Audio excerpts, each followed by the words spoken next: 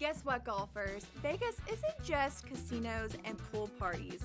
In fact, there are 50 golf courses within a 15-mile radius of the Strip, all boasting beautiful desert oasis landscapes. So, if you're looking for a break from the action, consider hitting the links.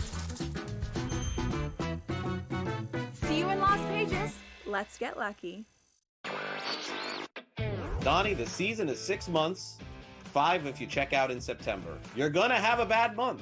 The Yankees had a horrible month. That is true. But beyond that, their regular season looks okay. They're going to win their 90 games or maybe a little bit more and get to the postseason. What is everybody freaking out about? Everybody freaks out. It's a Yankee tax and Yankee fan tax as well, where every single season you enter into the equation going like, it's championship or bust. Newswire. Only on SportsGrid. Remember these names. AZ Fudd, Olivia Miles, Lauren Betts.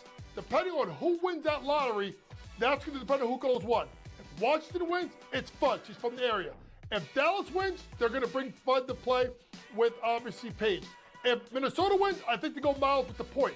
If Seattle wins, they go with Miles, and the same thing with Chicago. Betting above the rim. Only on SportsGrid. College football can't allow Notre Dame to have the type of, year they have and schedule they have, and honestly put them up against other teams. Because Notre Dame looks like they're going to be a decent football team. They could lose, I think, next week to Texas A&M, Joe. Right. I don't think it's a great football team, but still a ranked team.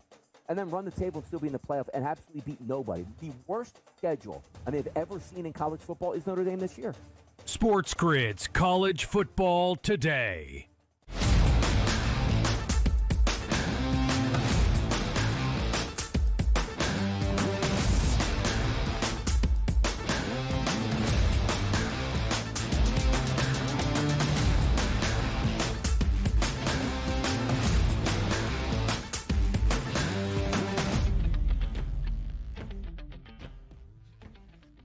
Time to rise and grind here on a Wednesday. It's a hump day on the SportsGrid Network. It's Donnie Rightside and it's Joe Ranieri. And over the next 2 hours, we got you covered because it's our job to get you through to the weekend. Now, some people say, wait, Donnie, Major League Baseball is going on every single night. We love this stuff. Oh, but no, football doesn't happen until Thursday and Friday and Saturday and Sunday. That's our job, to get the binoculars out and take a look at what's going to take place today, which leads right into the weekend. And Joe Ranieri yesterday picked up a dub on his bye. For me, come on now, bullpens. I had a stone-cold winner with the Philadelphia Phillies under 8.5 yesterday with the Mets, but the Mets decided that they absolutely stink at this point right now, Joe. But you carried the team yesterday, 1-1 as a team, and we move forward. I like to see it. I do. Yep, we got it. We got it done. It's what we've been doing from the start here, Donnie. No reason to stop it now. And, the way I look at baseball is it just continues to pad your bankroll for football, guys. So don't ignore baseball because the lines are the lightest that they will ever be throughout the year because everybody's attention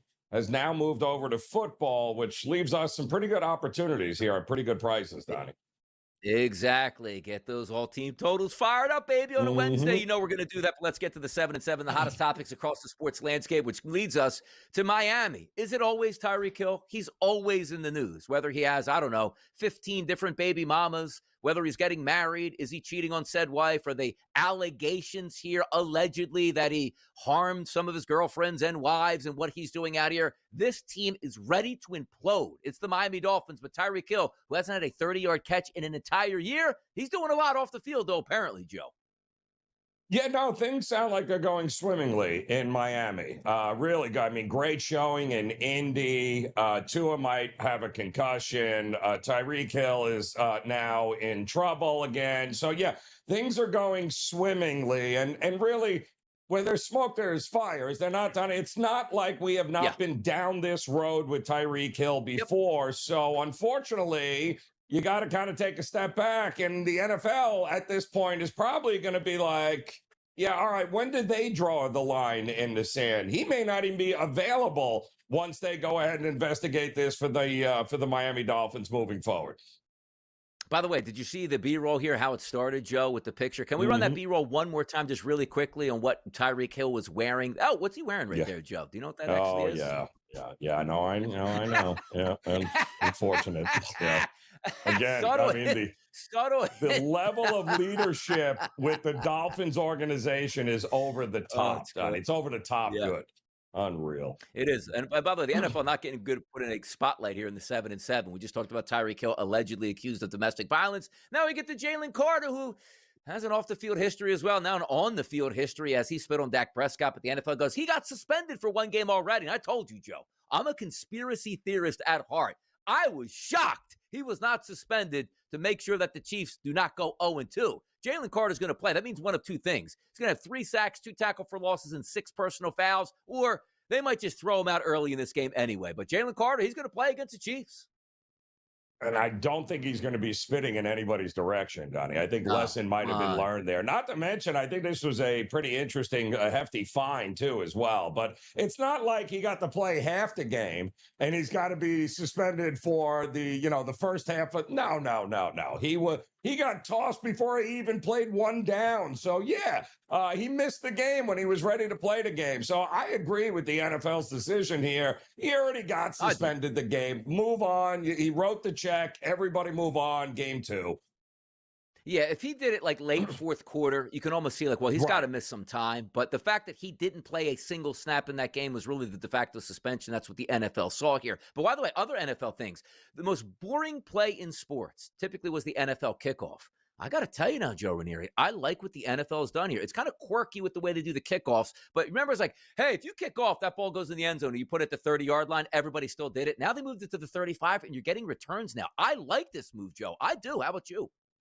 Well, because the coaches obviously got together. This is all perception versus reality, Donnie, is it not? Yeah. The perception is, we're going to make these kickoffs much safer. The reality is the coaches are like, oh, really? Is that what you're going to do? So now we're just going to have these guys pooch kick it off the tee, and we're going to force everybody to have to run the ball back and create more collisions. It cracks me up. But, yeah, I mean, we're getting more and more, way more than what we have over the last decade, I think, from returns.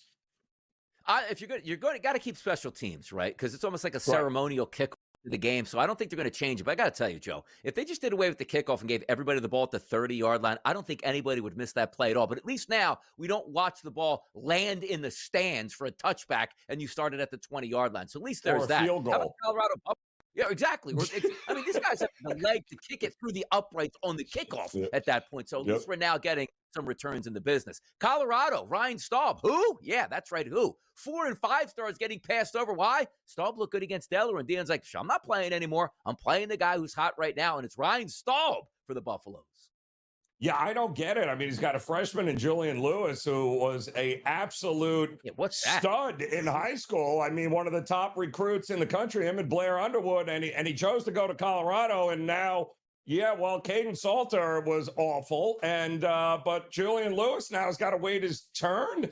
Interesting that they go with the 3rd string quarterback here because of what he showed against Delaware. I don't know what Dion is up to. Sounds like there might be a little in-house punishment going on right now.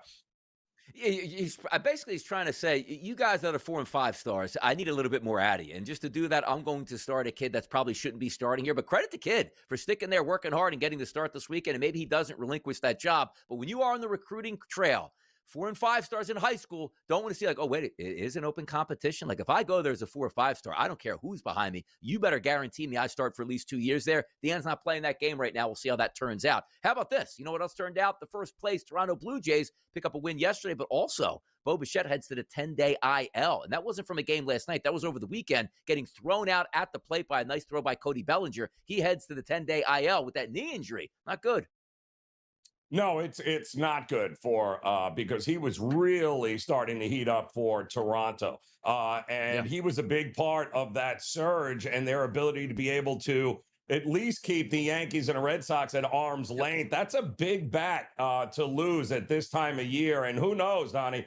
I mean, who knows how long that knee might take, because it was a pretty good collision at home plate. How about a big collision with a bat and a baseball? It's Kyle Schwarber. He had 50 of those collisions this year, 50 home runs for Schwarber. And by the way, absolutely blew out the New York Mets, and now a 9-game lead for the Fighting Phils with Schwarber at the 50 mark for the Phils. Yeah, like we had said yesterday, right? The sooner the Phillies can eliminate and lock up this National League East, Donnie, the sooner they can begin to rest guys, treat guys, and get them ready for the postseason. And they are well on their way at this point. You know who's well on their way? The Detroit Tigers with their 83rd win of the season. They're going to march into the playoffs. They knock off the New York Yankees 12-2 yesterday. Yanks feeling good about themselves. In the Bronx, at home, tough environment for the opposing team, up 2-0. Yeah, how about 12 straight runs scored by the Detroit Tigers to easily knock off those Yanks at home? Oh, yeah, another fan. Well, listen, I mean, congratulate a 9-run 7th inning. The bullpen of the Yankees gave up a 9-run 7th inning. Will Warren, by the way, was fantastic. Gave up 2 hits? What did he give up? A couple of earned runs and only walked 1 struck. The guy was fantastic. The bullpen of the Yankees, once again, big issue. By the way, other hot topics there that we might get to later in the show. The Buckeyes, Ryan Day. No fan of the proposed portal changes here. Why wouldn't he be a fan of that? Because he can't control and keep all the best players, doesn't want that any way, shape, or form. We'll get to more hot topics next, but you keep it right here on a Wednesday. It's the Early Line NFL News and Notes coming up next right here on the Grid.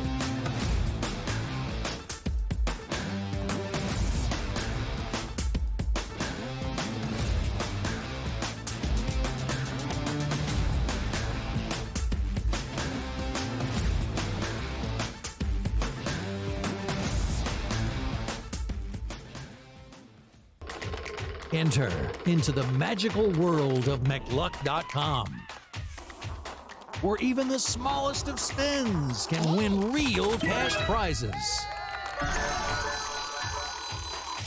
Adventure into over 1,000 of the best Vegas-style slot games. So what are you waiting for? Unlock your free welcome offer today. Join the fun where winners play and players win. It's the most beautiful time of the year. No, not because of foliage or pumpkin spice lattes. It's because of football. SportsGrid has you covered all season long, covering every snap, every score, and every line move. Prepare, watch, win. Weekends are for winners. Only on SportsGrid. Remember these names: AZ Fudd, Olivia Miles, Lauren Betts. Depending on who wins that lottery, that's going to depend on who goes what. If Washington wins, it's Fudd. She's from the area. If Dallas wins, they're going to bring Fudd to play with, obviously, Paige. If Minnesota wins, I think they go Miles with the point. If Seattle wins, they go with Miles, and the same thing with Chicago. Betting above the rim. Only on SportsGrid. I was looking at through my phone at first. I'm like, why is there such a delay? And why are we getting pitch hitters right away? Oh, the pitcher got thrown out for some reason. Maybe he hurt himself. But no, turning out and seeing a brawl was absolutely hilarious to let that one play out. Just the way it is sometimes in baseball. We don't get a lot of good fights and a lot of good brawls and anger, specifically from two teams that aren't going to the playoffs. So good on them for showing that moxie last time. But it's good to see a little bit of a brawl and a little bit of that passion here. The Early Line. Only on SportsGrid. If a game is on the line, give me the Navy kicker. Oh, the guy's going in the battle in 2 weeks. He can't make an extra point. Come on. From a mindset perspective, I'm not. Listen, we thank them for their service. I love them. Okay. Yeah. But the bottom line is, if you have a bet and you have an academy kicker with a field goal or an extra point, you got to hold your breath. 27 yards. 27 yards. The kid shanked it from like 30. SportsGrid's College Football Today.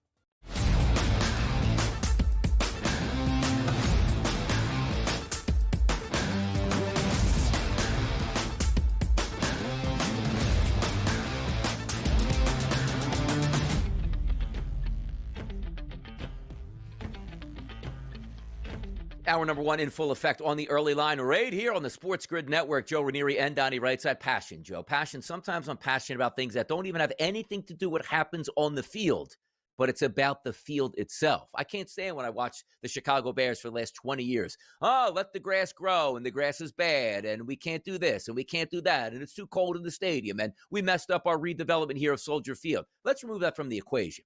We're now starting to see some teams like the Chicago Bears go, why don't we build a dome so we can get a Super Bowl? And I said yesterday, who wants to go to Chicago in February for a Super Bowl? Hey, the NFL can host outdoor parties on Lake Michigan. Stop the madness at this point. But now I take a look at the Denver Broncos.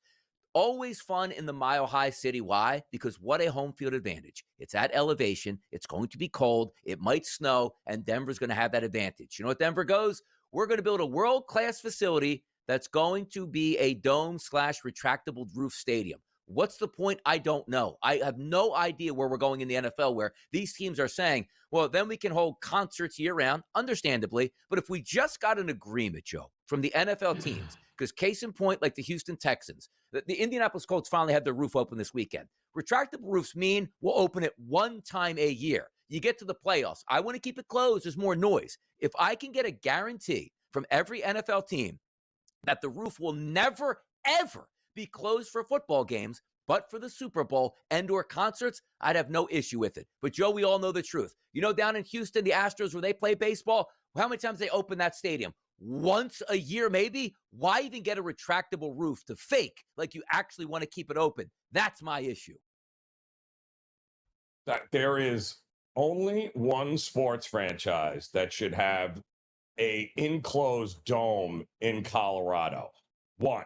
And it ain't Denver, the Denver Broncos in the NFL. It's the Colorado Rockies, okay? Because in April, it's snowing when they're playing baseball games, okay? See, that sport you can't play, Donnie, unless you have a roof over to protect yourself from the elements. Not like they'd ever play in October anyway, don't get me wrong. But if there's one professional team that should have an enclosure, it should absolutely be the Rockies, not the Denver Broncos. This is another one. How much money could a Super Bowl bring you? I don't understand that. You're going to spend these billions of dollars to get it once every, 8 years, 9 years? Like, how is that even possible?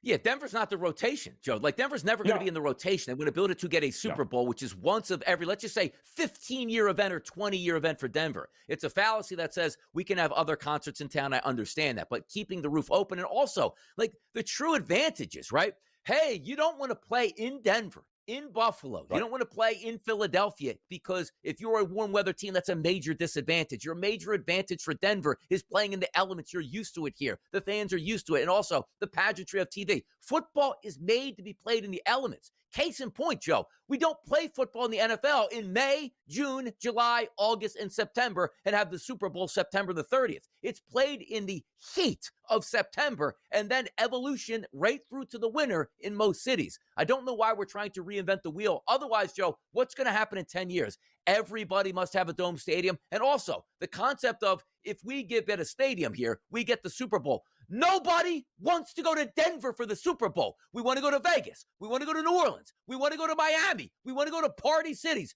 Nobody wants Denver in February for a Super Bowl, Joe. Nobody. Yeah, it would almost be like going to MetLife for a Super Bowl. Like, nobody wants to do that. Like, nobody. Like, nobody wants to go to Indy for a Super Bowl. Like, nobody wants to do these things, okay? So stop it. And by the way, who's paying for these stadiums? I'm just curious. Who's building domes? Are the Broncos footing the bill themselves? They are. Yeah. They are. They're going to. Okay, so listen, at that point, do what you're going to. Listen, your team, your billions of dollars, you're going to foot the bill. By all means, do whatever you want to do. But the idea and selling it to the public that, don't worry, we're doing this, Bronco fans, so we can get an event that will come here once every 12 years if we're lucky. Good luck with that. Let me know how that works out. Yeah, and also, I'm not an accountant as well, but the Walton family owns the Broncos, which, if anybody doesn't know the Walton family, it's Walmart. So understand this. They are not out of their civic duty, as they say, footing the bill all themselves. Because billionaires that look and go, hey, you know what? You're going to give me half for the stadium. I'm going to take it. The reason they're not doing it, Joe, what is it, a tax write-off for Walmart? Like, hey, you know, if we foot this bill for $3 billion, we'll save $4 billion in taxes down the road. There's a reason why they're not asking the city of Denver for money, because what rich person has never asked the city and they all do that. That's why they're rich. They get freebies all the time. So I understand their civic duty comment here. Probably not civic duty. It means bottom line is we're going to save money if we actually put this money out and write it off as a loss. And then, oh yeah, all those revenues that the city usually gets, since we paid for it ourselves, you're not going to be able to dip into any of those tax advantages. We are going to get all of those tax advantages. Just the way it goes here. Let's keep moving here. I could talk stadiums and get angry all day long. We don't even have enough time for that here. Jalen Carter gets fined for spitting on Dak Prescott, but he's going to play in week number 2 against the Kansas City Chiefs. And by the way, that's a big deal. and I'm not saying like the difference between winning and losing is a defensive tackle. The Eagles did beat the did beat the Dallas Cowboys on opening day. But for me, Carter playing in this game, massive advantage for the Eagles now getting after Patrick Mahomes. Yeah, very much so. And again, I mean, there shouldn't be a whole lot of outrage here because let's face it, he didn't play in the game. And like you mentioned earlier, Donnie, it's one thing if he played into the middle of the fourth quarter and then got thrown out, well, then we'd all be like, yeah, you're probably missing against the Chiefs. But since he didn't play it down, which is still head scratching, to be completely honest, that he allowed himself to get locked into that is ridiculous. But I don't think we'll have that issue with him again this week against the Chiefs. No, he should be fine here. I'll tell you who's not fine, though. George Kittle. He's down for weeks and weeks and weeks. Goes to the IL. So this isn't a 2-week thing, at least a 4-week thing. Hamstrings are tricky, man. Once you get them, you have to let them heal 100% or they will continue to creep up. Hate the fact he's on the IL, but Joe was the only move they could make. It's the only move they could make. And it wasn't the only move they made yesterday, too, because they have to find a new kicker as well, because that guy's awful, Moody. I don't know what happened to him, but they got to move him. They got to move on because he can't hit water if he fell out of a boat. So there are some issues with this 49ers team early. By the way, they always say, like, you can't make the club in the tub. How about Christian Watson? He signs an extension and he's still out injured. This guy's been injured more than he is available, Joe. Yeah, I don't know. I mean, when's the last time we saw him, Donnie? It's crazy. I don't know. Get out there. Run some routes, people. By the way, you know he's going to be running routes on Thursday night. The Green Bay Packers. Is he going to be out there with them? Come on back. Let's cap this game and have some fun with it next.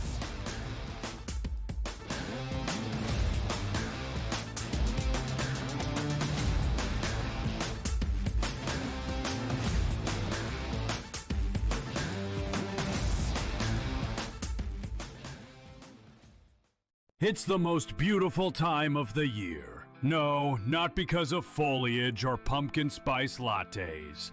It's because of football. SportsGrid has you covered all season long, covering every snap, every score, and every line move. Prepare, watch, win. Weekends are for winners. Only on SportsGrid. The sharpest football contest show in the land, the Las Vegas Football Contest Show, focuses on Circa Sports Million, Circa Survivor, and the Westgate Super Contest, handicapping the games and releasing our contest picks every week of the season. With 2 former Super Contest winners, Brady Cannon and James Salinas, a former NFL player, Mike Pritchard, and over $1 million in contest prize money won combined, the Las Vegas Football Contest Show will have you prepared this season like none other. Like it or not, 18-year-olds dropped with a whole heck of a lot of money in there.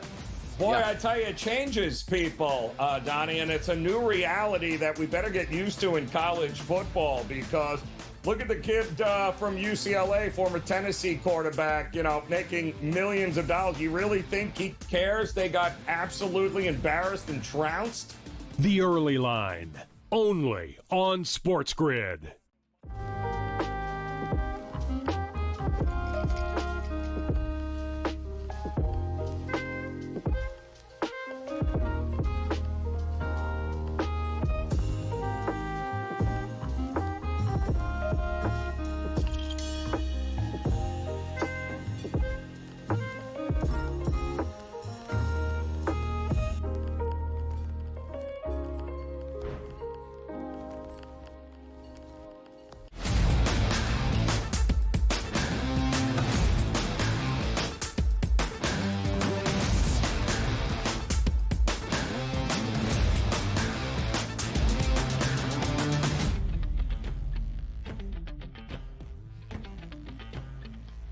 Joe Ranieri, when you get a taste of football, you always want it in your life. You want football every single day. Now, granted, there's going to be a time coming up, what is it, maybe in November, we start the MACtion, and there's a game every single night of the week for like 32 straight days, and it's a football bonanza. We'll get there. But when you get the appetizer of a week number 1 in the NFL, where if you made money, congratulations. If you didn't, you're looking to get back this week, but you just want football on your TV, you do have to wait one more day. And we're going to cover this game ad nauseum tomorrow, but it's nice to sort of get that opening kickoff feel? Because Thursday Night Football is usually reserved for the Carolina Panthers of the world and the Jacksonville Jaguars.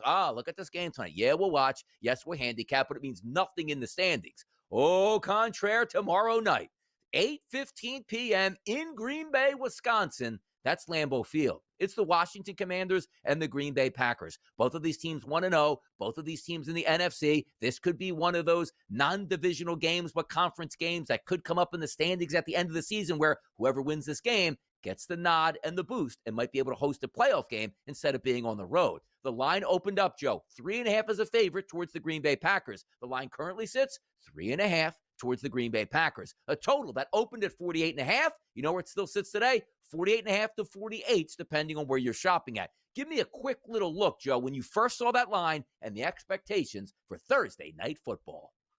Well, I mean, the expectations are, watching that Green Bay-Detroit game, it was clear to me, and in case you have forgotten, Matt LaFleur is a damn good head coach. And, I don't know that he ever gets enough credit, Donnie, and he's put into the conversation enough, because when you look at just his time there in Green Bay, what he has done in the month of September early on in the season, I mean, the Packers are 16-3 against the number in their first 3 games of the season since 2019.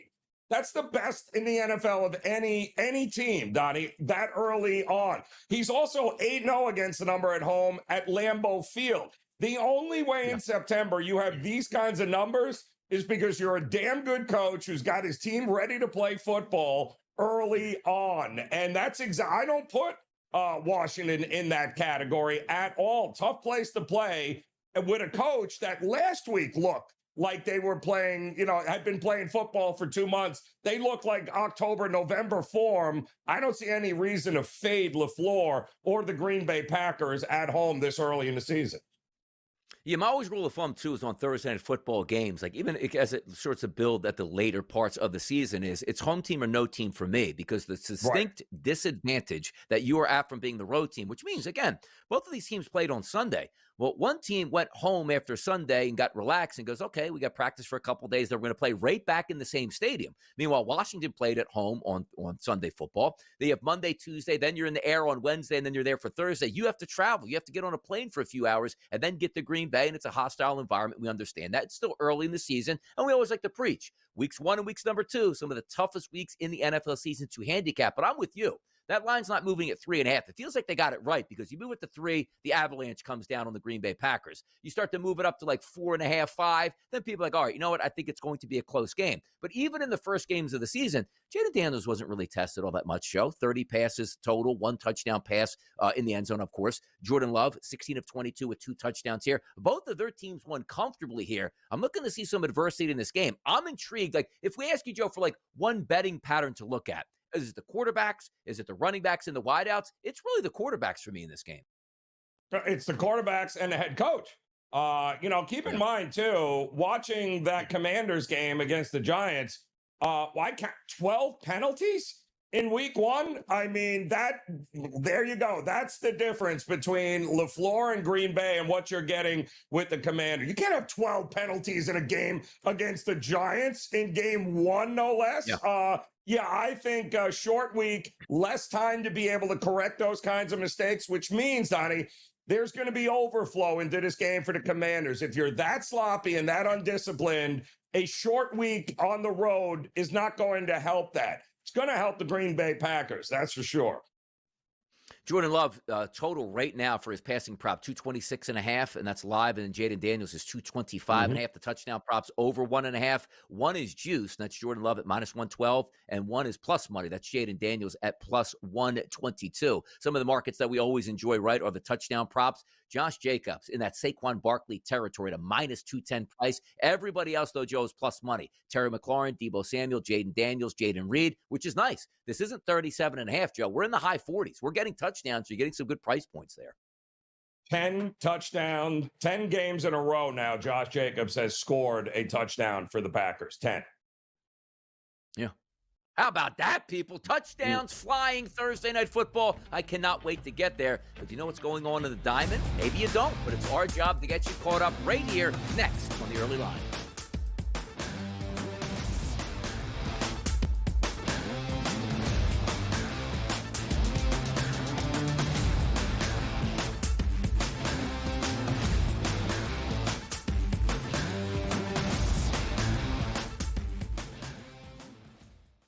It's the most beautiful time of the year. No, not because of foliage or pumpkin spice lattes. It's because of football. SportsGrid has you covered all season long, covering every snap, every score, and every line move. Prepare, watch, win. Weekends are for winners. Only on SportsGrid. The sharpest football contest show in the land, the Las Vegas Football Contest Show, focuses on Circus Sports Million, Circus Survivor, and the Westgate Super Contest, handicapping the games and releasing our contest picks every week of the season. With two former Super Contest winners, Brady Cannon and James Salinas, a former NFL player, Mike Pritchard, and over $1 million in contest prize money won combined, the Las Vegas Football Contest Show will have you prepared this season like none other. Like it or not, 18-year-olds dropped with a whole heck of a lot of money in there. Boy, yeah. I tell you, it changes people, Donnie, and it's a new reality that we better get used to in college football because look at the kid from UCLA, former Tennessee quarterback, making millions of dollars. You really think he cares? They got absolutely embarrassed and trounced. The Early Line, only on SportsGrid.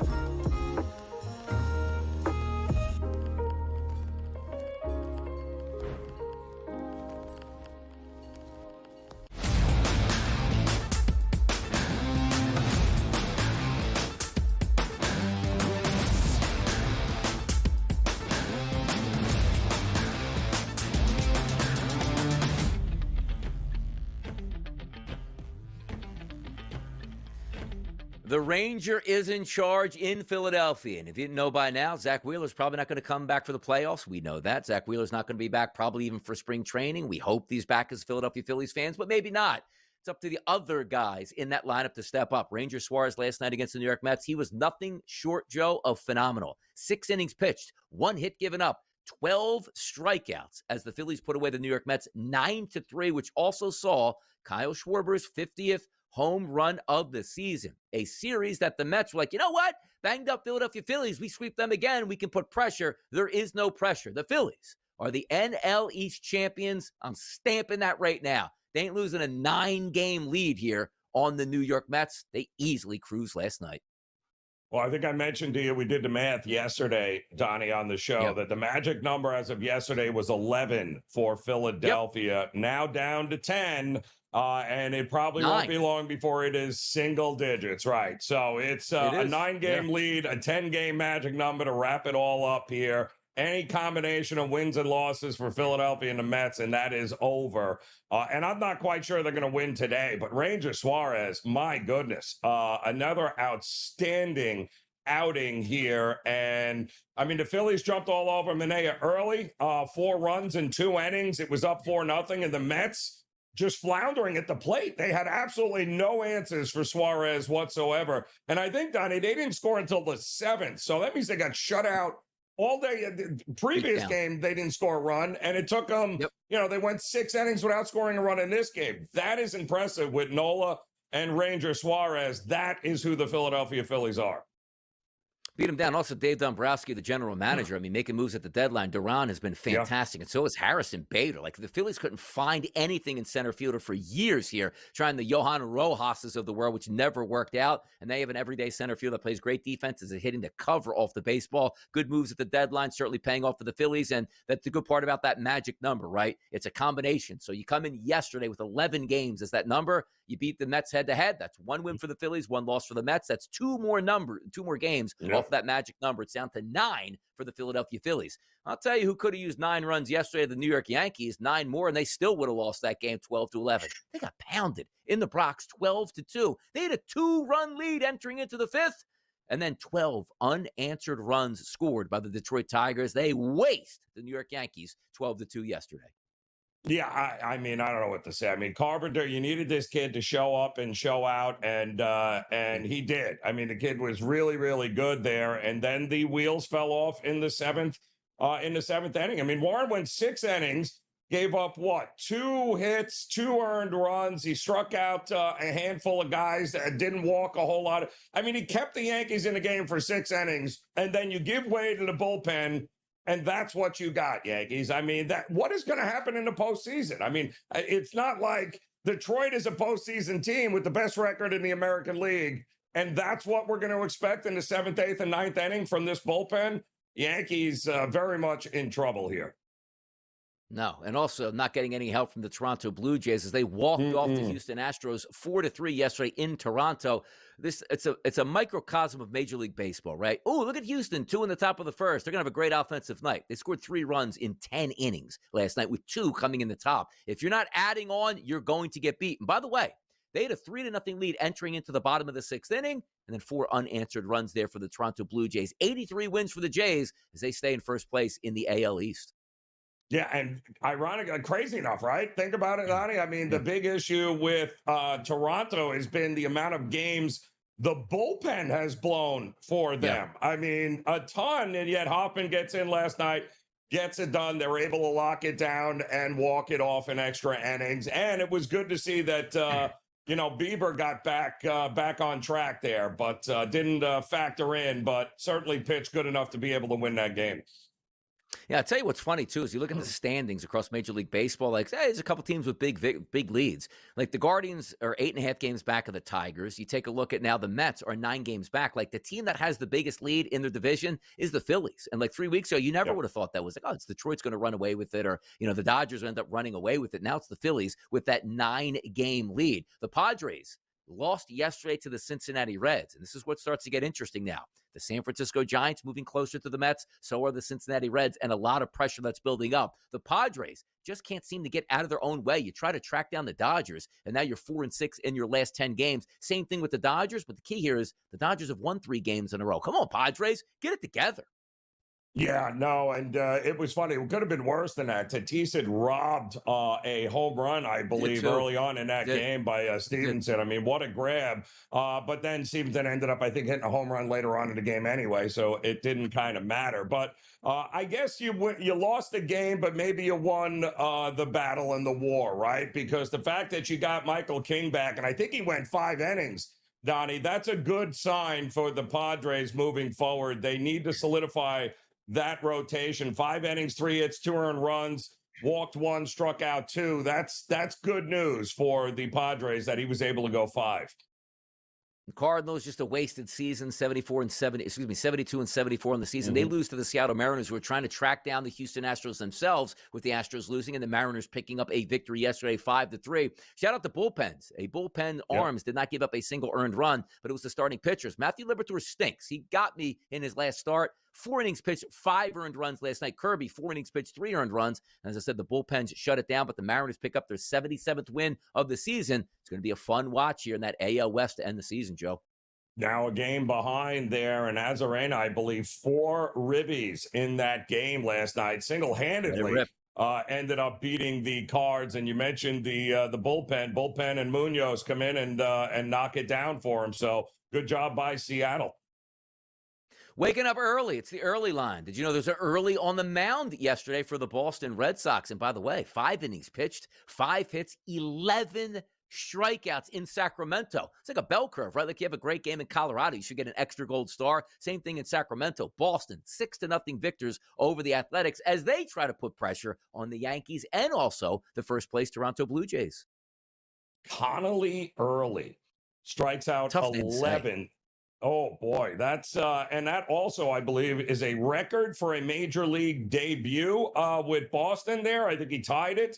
That's pretty impressive. You got to go back all the way to 1977 with a guy absolutely nobody has ever heard of before. But I mean, to go into especially that minor league ballpark, that's pretty impressive to strike out 11 dudes there. So could the Red Sox be gearing up for a big run here?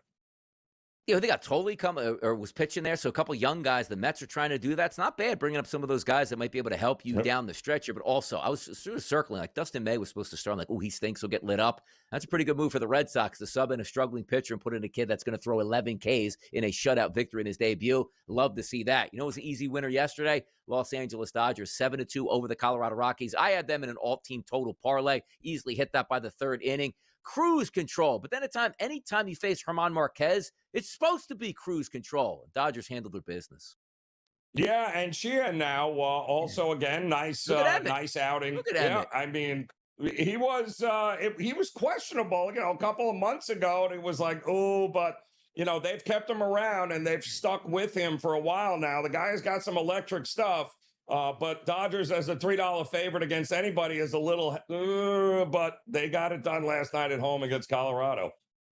By the way, Colorado, like we talk about like the Denver Broncos building a dome. Like, do we have the technology yet where the Colorado Rockies build a dome and pressurize the dome so it's not at 5,200 feet technically? You can like sort of bring that down and play baseball. The reason I bring it up is the Rockies are 40-105. Good luck trying to sign any pitchers. Good luck having any pitchers want to come to your organization. As you said, 41 games back of the first place Los Angeles Dodgers, who aren't even having a great season by their own objections there. So I look at this and say, hey, Denver, maybe baseball where can we go, Joe? Nashville's looking for teams. Charlotte's looking for teams. Take baseball out of Colorado because it's a joke the way it is. And that franchise is never going to rebound unless you give them no salary cap restraints or luxury tax restraints, and they can pay $1 billion for a good pitcher. That's the only way Colorado is ever going to get decent again. Just the way it is, people. College football, AP Top 25, and much more coming up on the horizon right here on the Early Line.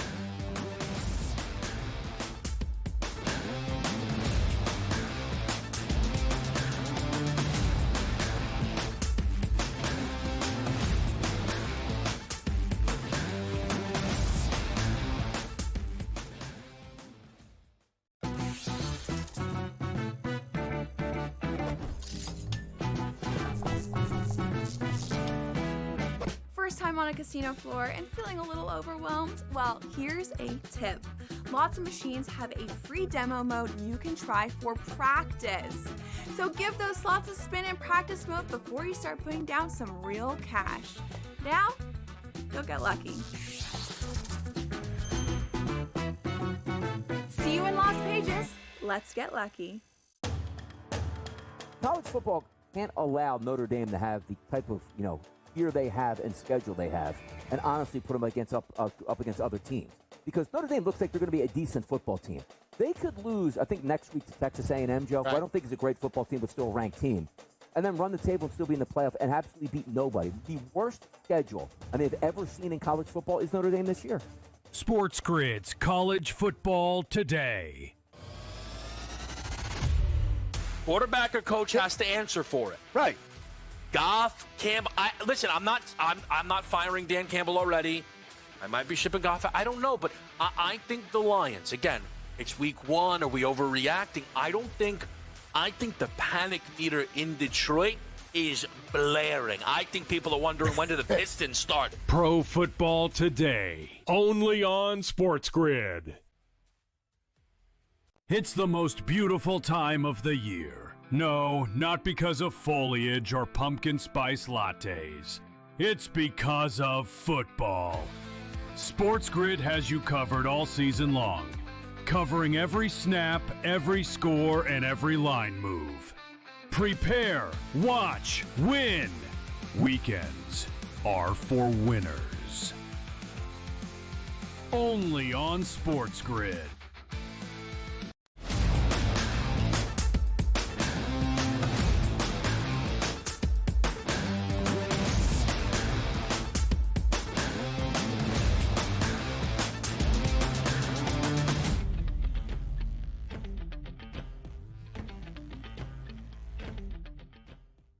College football ready to rock and roll this weekend. Loved what I saw. Week 0 is the appetizer. Week number 1 was really good. Week number 2 was sort of a letdown. But week number 3, picking it back up here, Joe. We take a look at the AP Top 25.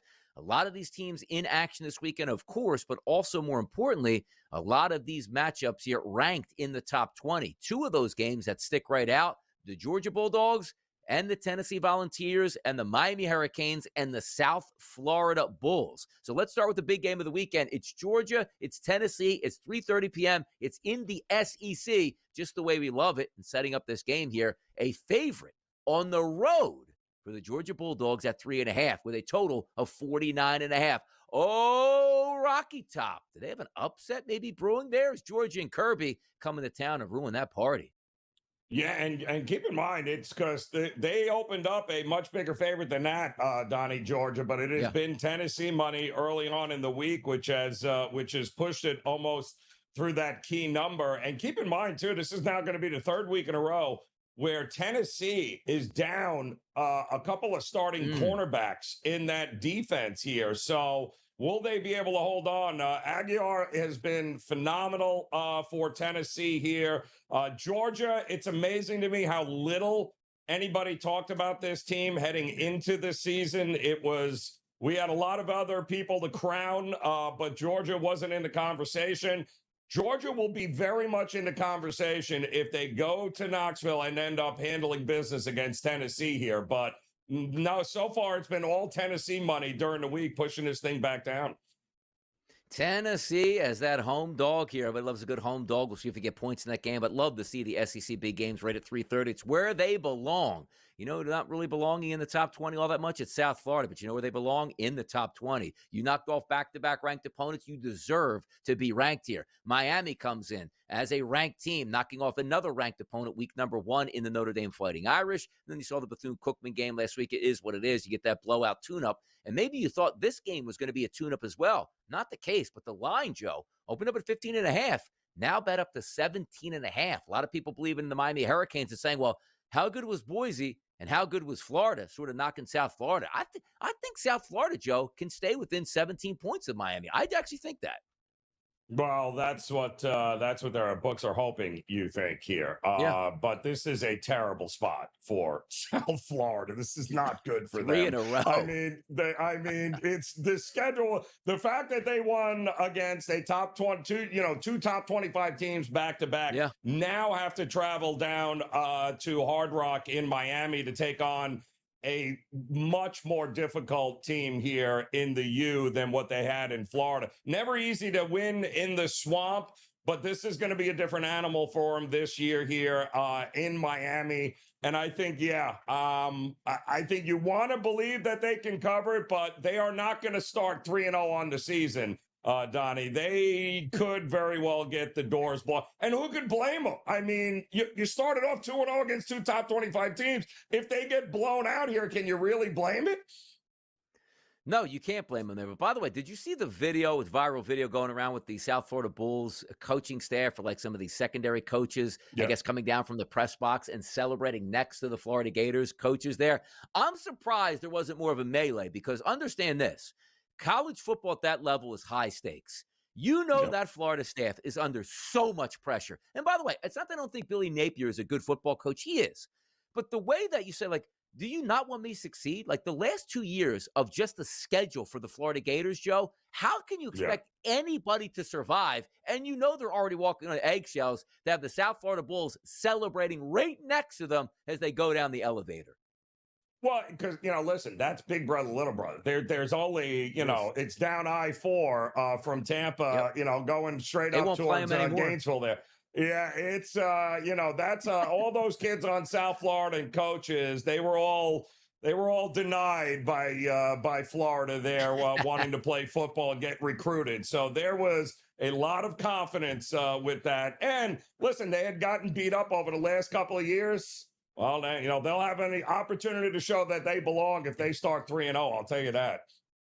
All right, let's talk about this next game, too, because I love this. And I've always been a hater of Notre Dame all throughout my life. I have no idea how they even got a TV deal, why anybody cares about them. They don't play in the national championship picture all that much. Oh, Donnie, they went to the championship game last year. When's the last time they won anything? I don't know. Before most of the people watching this program were ever born. But understand this. They played Miami, who's a good opponent on the road. Credit them for scheduling that game. Now they play Texas A&M, who's the 16th ranked team, but they are at home. After this, the easiest schedule I've ever seen a major division college football team have. Purdue, Arkansas, Boise State, NC State, USC, Boston College, Navy, Pitt, Syracuse, and Stanford. I want, as Tony Soprano would say, a full investigation on how this actually happened. Because, Joe, I fully believe this. They can lose to A&M. They're only 2 ranked opponents they're going to play on their entire schedule and still make the college football playoff. It shouldn't happen, but it might. It will, Donnie, because there is no bigger cash cow in college football from a ratings and television perspective than when Notre Dame is prime time. So I can assure you, they will look the other way a lot, and they have been for how long now? Let's be realistic here. But both these teams, big injuries. A&M lost their starting left tackle last week. Also, their quarterback, Marcel Reed, was also removed from the game. Keep an eye on his availability. And Notre Dame already in a couple of weeks has lost a big one of their starting defensive ends and another offensive lineman. So injuries starting to pile up for both these teams early on in the season. Like, can you see that, like, when I have, like, the highlights and also the newspaper clippings by the end of the season, you'll hear this. Man, Marcus Freeman, what a great coaching job. They lost their first 2 games of the season. They're the hottest team in college football, winning games of 10 games in a row against Little Sisters of the Poor University on a week-to-week basis. I can see it now. Marcus Freeman might actually win Coach of the Year for losing the only 2 hard games he had on the season and whipping up on a bunch of bums over the next 10 weeks. And that's all we're going to hear about how much they deserve to be in the college football playoff because of how hot they are at this point. Absolute nonsense here. They're favored to win. They probably will win that football game, but I just can't get over it. When I look at that schedule and say, this can't happen. This is where you force Notre Dame to actually play a real football schedule. Like, hey, Notre Dame, you think you're the best football team? Go in the Big Ten or go into the SEC and enjoy what Oklahoma is getting with the SEC right now. It's the only way to do it, people. Test yourselves. More college football games up next.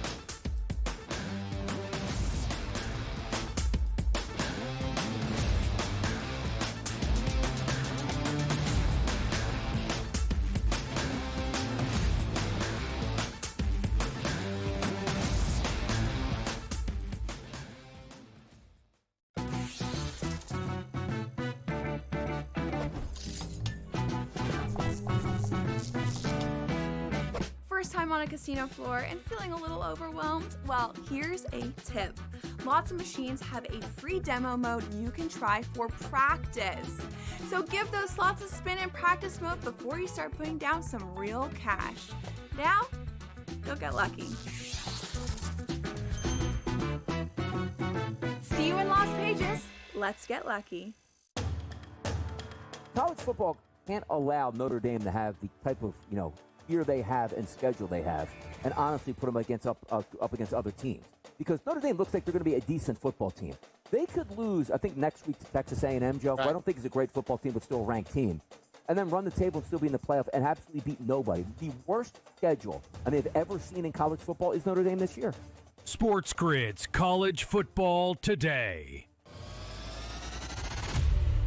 Quarterback or coach has to answer for it. Right. Goff, Campbell. Listen, I'm not firing Dan Campbell already.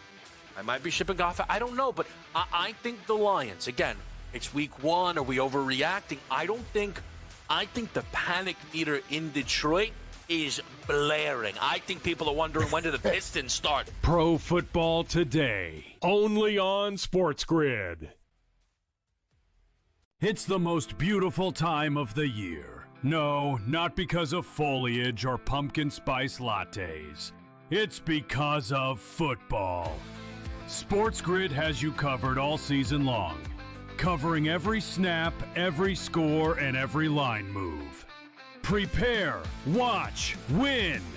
Weekends are for winners. Only on SportsGrid.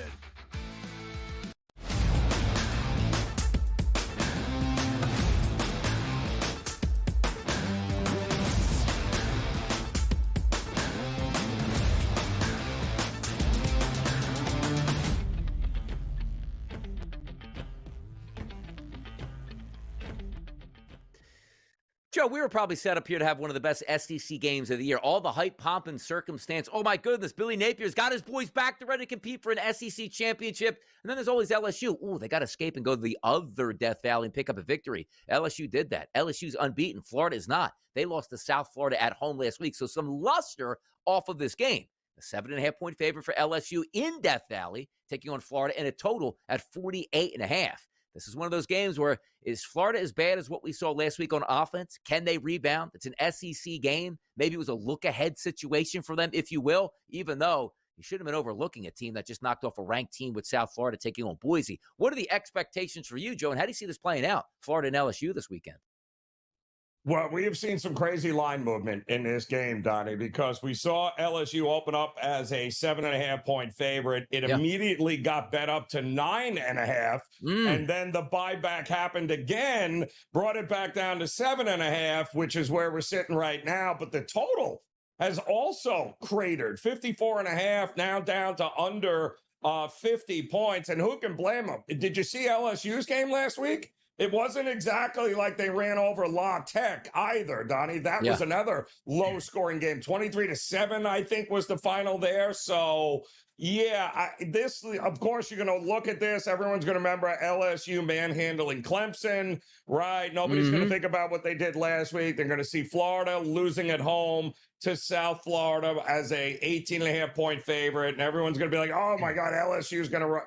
Not so fast. This is the time of the year where, when everyone runs left with the public, you tend to want to look right. And this is exactly one of those games. Do not sleep on a Florida bounce back here. Let's go, Florida Gators. See what we have there in the tank and see if DJ Lagway can pull it out. By the way, he was looking at maybe being a Heisman finalist here. We'll get to that in just a few moments. But if we're looking at the national championship picture odds, Ohio State, no question, number one team here, best odds at a plus 550. And then I just look at, Penn State at this point, and I say to myself, all right, well, I don't know what to think. We knew they were coming back with a talented team, good quarterback, good running back situation, solid defense. But as in James Franklin fashion, they don't play anybody till like November every year, as it feels like. So their first three games are complete layups. I have no idea how to judge them, but I do get an interesting, kick out of the rest of the teams, the LSUs, the Oregons, and the Texas to see what we have. But Penn State's always an interesting one for me, Joe, because just like I rail on Notre Dame, where at least Notre Dame plays teams early, I don't get to see anything about Penn State or rate them till at least October. Yeah, and what happens every year, Donnie? They eventually play top five teams at the end of the season, and what happens? They lose, and that's it. Yeah. So that's what happens. It's rinse and repeat. They beat up everyone they're supposed to beat until they get to top quality competition, and then voila, Franklin ends up figuring out a way to either beat himself or get beat. That is the MO for Penn State. Not going to change. I mean, you start the season with 3 cupcakes here, Donnie. What do you think's going to happen? But they're not running up the score like he has done in previous seasons with Penn State. He's not covering these 40-point, 38-point spreads that he's been laying here. So maybe this is a different Penn State season. We'll see. By the way, shout out James Franklin, and this is the reason why you always have to back a James Franklin team. They didn't cover last week, but they tried. Joe, I had a parlay on Katron Allen and Nicholas Singleton to each get a touchdown. There were 3 minutes left in that game, Joe. Neither one of them had scored. Final score, they both scored a touchdown. It's unbelievable. Like, James Franklin will make sure his guys eat at all times, no matter what part of the game is. So shout out James Franklin for putting some money in my pocket. How about the Heisman ladder? The power rankings here heading into week number 3. Now, for me, Joe, if I go over these power rankings, looking at John Mateer, first time I ever saw him play was last week. I actually like what I saw. Carson Beck for me, seen him play tons of times at Georgia. I'm an SEC fan and also a Miami Hurricanes fan. Sawyer Robertson, never heard of the guy until Joe Lisi brought up his name last week. Devin Dampier, couldn't pick him out off a milk carton box. Jordan Maeva, never heard of that guy. Garrett Nussmeier, I know that guy. Tammy Castellanos, I know him. Dante Moore, never seen him play. Taylor Green, could be a fake name. And Diego Pavia, I do know him. That's my power rankings, Joe. How do you like that breakdown? No, that's outstanding. Him. I'd be a former, I believe, UNLV quarterback there, transfers now. But listen, there's a lot of football to be played.